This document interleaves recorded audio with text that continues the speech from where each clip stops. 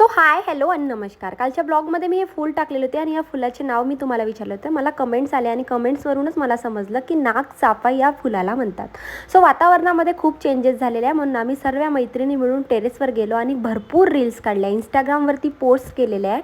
आता रील्ससोबत आमची खूप मजा मस्ती झाली आणि आता ना संध्याकाळी ना असे फटाके फुटत होते. मला फटाके फोडायला नाही पण बघायला खूप जास्ती आवडतं.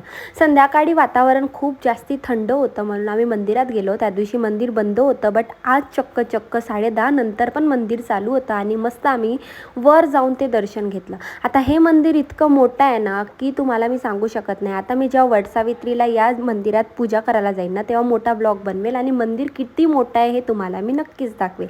सो या मंदिरातली प्रत्येक गोष्ट सात्विकला माहिती आहे, कारण फक्त बाबांमुळे, कारण बाबांसोबत सात्विक या मंदिरात जातो. जिथले तिथले दर्शन तो मला करून दाखवत होता आणि हे सगळं बघून ना मी खरंच खूप जास्त आश्चर्यचकित झाले होते आणि मला खरंच असं वाटत होतं माझा मुलगा इतका मोठा झाला की मला सर्व गोष्टी सांगतोय आणि हे बघून मला खूप आनंद होत होता. येताना आम्हाला मस्त मंदिरात प्रसाद भेटलेला होता. तो प्रसाद घेऊनच मी खूप जास्त आनंदी झाली होती, कारण इतक्या रात्री पण आम्हाला प्रसाद भेटला आणि माझा आनंद काही गगनात मावत नव्हता. मस्त अशा प्रकारे मस्तानी पिली. येताना पण सात्विकनी दर्शन केलं आणि बाहेर ना काही फ्रेंड्स खेळत होते आणि सात्विक त्यांच्यामध्ये जाऊन पण खूप मस्त मन मोकळेपणाने खेळत होता. हे बघून पण मला आनंद झाला आणि माझा दिवस असा होता. भेटूया उद्याच्या ब्लॉगमध्ये. तोपर्यंत बाय, थँक्यू.